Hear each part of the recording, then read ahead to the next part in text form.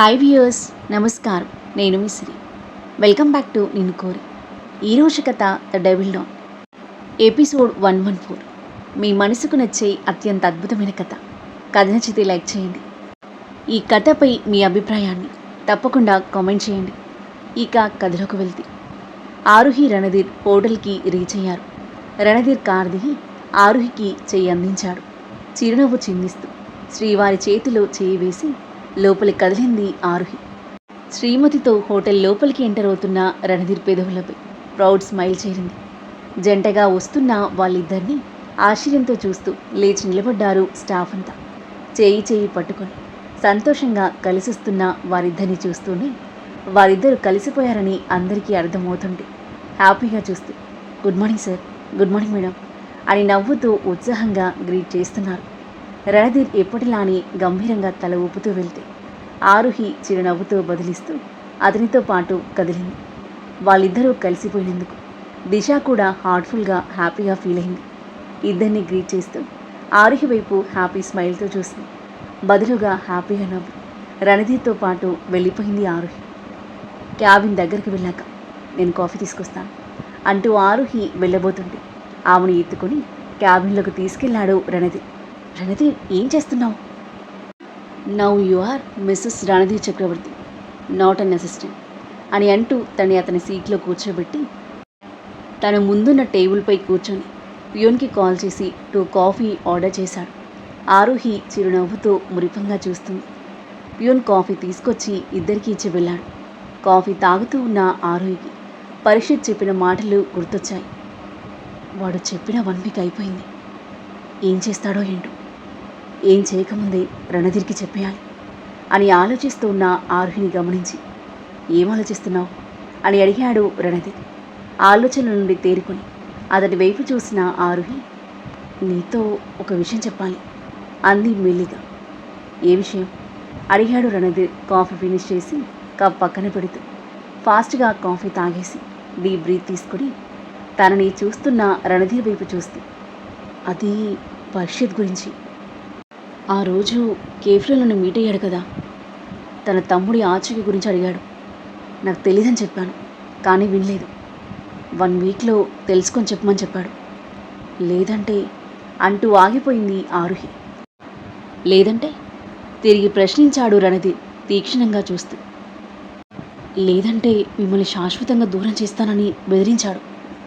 నీకు ఫీవర్ వచ్చిన రోజు ఈ విషయం చెప్పాలి అనుకున్నాను, కానీ నువ్వు నాకు ఛాన్స్ ఇవ్వలేదు అని చెప్పి అతని మొహంలోకి టెన్షన్గా చూస్తుంది. అంతా విన్న రణధీర్, నీకు తెలియకుండానే నువ్వు నాకు చెప్పేశావు అని అన్నాడు. అదేలా అంటున్న ఆరుహికి మైండ్లో లైట్ వెలిగింది. స్పై కెమెరా వలన అని అడిగింది. అవును అన్నట్టుగా తలాడించాడు రణధీర్. వాణ్ణి ఏదో ఒకటి చేసే రణధీర్, తిన్నగా ఉండకుండా మళ్ళీ విధవేషాలు వేస్తున్నాడు. ఆరుహి మాటలు విన్న రణధీర్ ఒక్కసారిగా పగలబడి నవ్వడం స్టార్ట్ చేశాడు. అతని నవ్వుని చూసి భయం వేసింది ఆరుహికి. కొన్ని క్షణాల పాటు నవ్విన రణధీర్ ఆగి ఆరుహి చెంపపై చిన్నగా తట్టి, ఆల్రెడీ వాడి చాప్టర్ క్లోజ్ చేశాం అని అన్నాడు. ఏం చేశావు? షాక్తో కూడిన ఉత్కంఠతో అడిగింది. వాడికి కావాల్సిందేంటి? వాడి ముద్దుల తమ్ముడి ఆచూకీ.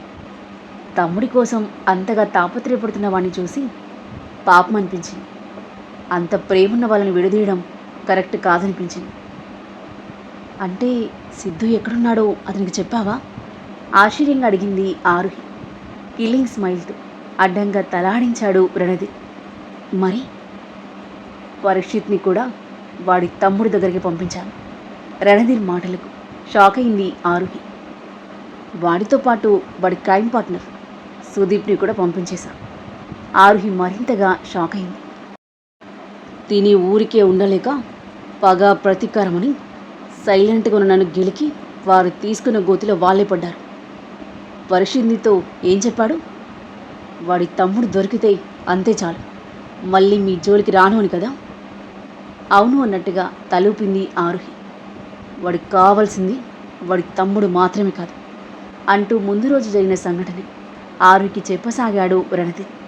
ముందు రోజు పరిషత్ సుదీప్ ఉన్న హోటల్. మార్నింగ్ దాదాపుగా 11 గంటలు. ఆరుహికి లెటర్ రాసి ఆరుహి కనిపించకుండా ఇంటి నుండి బయటికి వెళ్ళిపోయి ఒక హోటల్లో స్టే చేస్తున్న రణధీర్ బెడ్పై రిలాక్సింగ్గా కూర్చొని తన ఫోన్ స్క్రీన్లో పరీక్షిత్ సుదీప్లని చూస్తున్నాడు.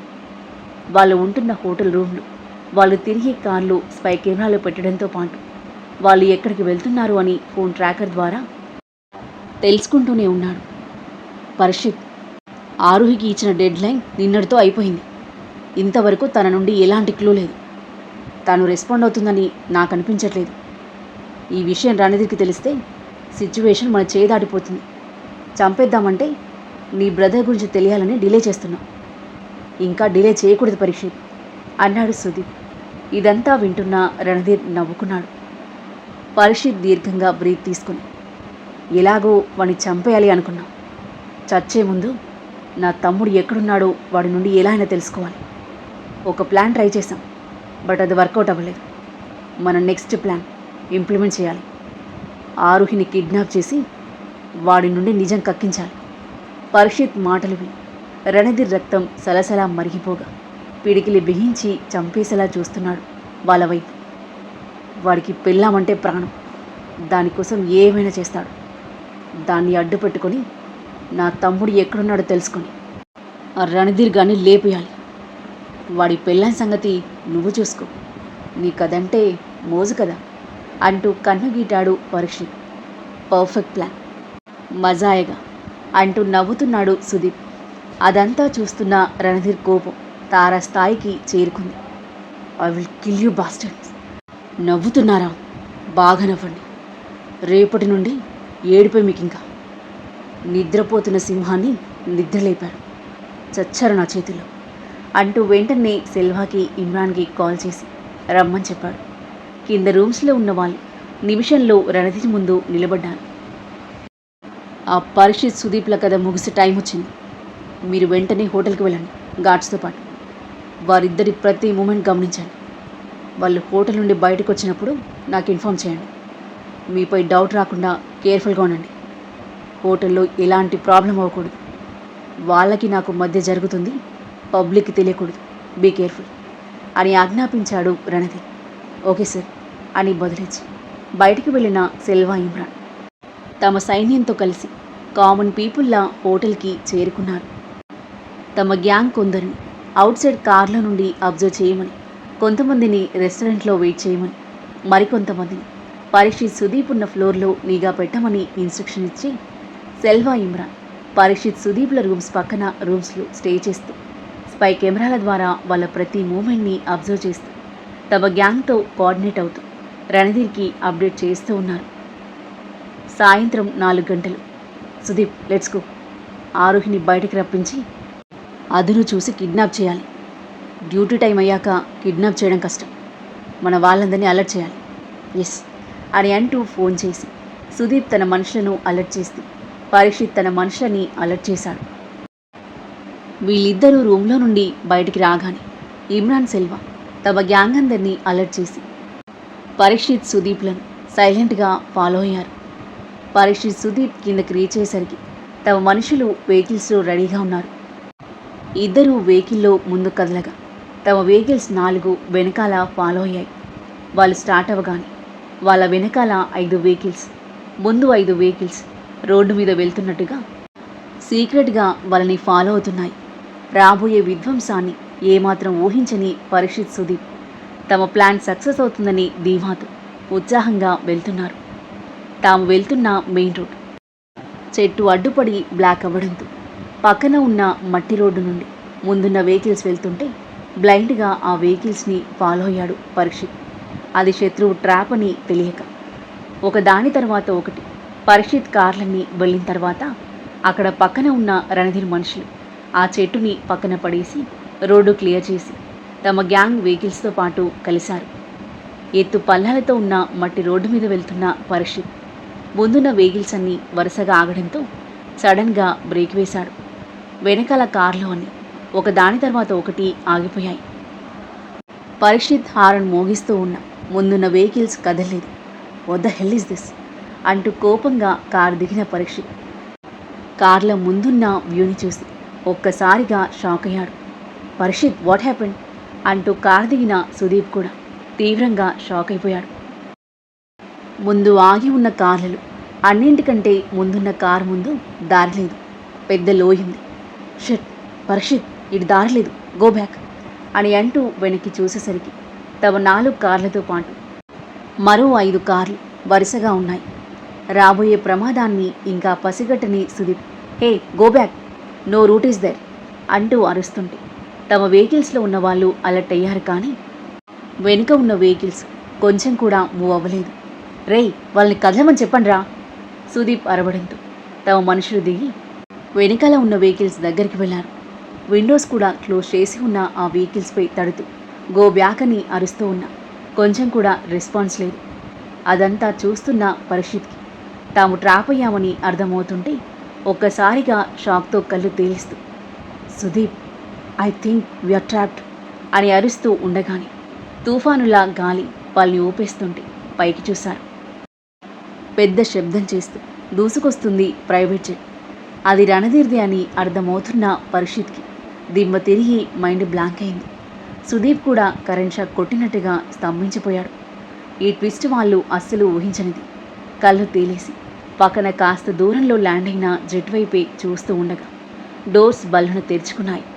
ఆ మరుక్షణమే రణధీర్ గార్డ్స్ వెహికల్స్ అన్నీ పరీక్షిత్ వాళ్ళ వెహికల్స్ని రౌండప్ చేసేశాయి. ఏం జరుగుతుందో అర్థం చేసుకునే లోపే రణధీర్ గార్డ్స్ వెహికల్స్లో నుండి పెలపెలమంటూ దిగి guns Parikshit, Sudeep and gang వైపు పాయింట్అవుట్ చేశారు. వెంటనే వాళ్ళ మనుషులు కూడా దిగి గార్డ్స్ వైపు గన్స్ పాయింట్అవుట్ చేశారు. తమ ప్లాన్ బెడిసి కుట్టడంతో పాటు రణధీర్ ట్రాప్లో ఎరక్కపోయి ఇరుక్కున్నామని పరీక్షిత్, సుదీప్లకు పిచ్చెక్కిపోతున్నట్టుగా ఉండగా ప్రతీకార జ్వాలలతో రగిలిపోతూ తెరుచుకున్న జెట్ డోర్ల వైపు చూస్తున్నారు. వాళ్ళ నిరీక్షణకు తెరదించుతూ డోర్ నుండి ఎంట్రీ ఇచ్చాడు రణధీర్. బ్లాక్ సూట్లు, కళ్ళకి గాగుల్స్, నోట్లో పొగలు కక్కుతున్న సిగార్తో పెద్ద గన్ భుజంపై పెట్టుకొని ఎంట్రీ ఇస్తున్న రణధీర్ చక్రవర్తి పెద్ద డాన్లా తమ పాలిట యముడిలా కనిపిస్తుంటే పరీక్షిత్, సుదీప్ల గుండెల్లో వణుకు పుట్టింది. ఆ తర్వాత ఏం జరగబోతుంది? ఇరు వర్గాల మధ్య రణరంగం ఎలా సాగబోతుంది? రణధీర్ పరీక్షిత్, సుదీప్లకి ఎలాంటి పనిష్మెంట్ ఇచ్చాడు? వాళ్ళని కూడా సిద్ధుతో పాటే వదిలేశాడా? సిద్ధు ఎక్కడున్నాడు? ఎలాంటి స్థితిలో ఉన్నాడు? తమ్ముని చూసి పరీక్షిత్ ఎలా రియాక్ట్ అవుతాడు? పరీక్షిత్, సుదీప్ల పరిస్థితి ఏం కానుంది? రియాన్ నిధి ప్రేమలో పడిపోతాడా? ఇద్దరి మధ్య దూరం తగ్గి ఇద్దరు ఒకటవుతారా? ఈ కథ ఏ మలుపు తీసుకోబోతుంది? అద్భుతమైన కథనంతో ఊహకందని మలుపులతో ఎంతో ఆసక్తికరంగా సాగి ఈ కథ యొక్క నెక్స్ట్ ఎపిసోడ్ కోసం మన నెక్స్ట్ వీడియో చూడండి. కథ నచ్చితే లైక్ చేయండి. ఈ కథ మీకు ఎలా అనిపించిందో మీ అభిప్రాయాన్ని తప్పకుండా కామెంట్ చేయండి. ఇంకా ఇలాంటి ఇంట్రెస్టింగ్ స్టోరీస్ కోసం మన ఛానల్ని సబ్స్క్రైబ్ చేయండి. Thank you for listening.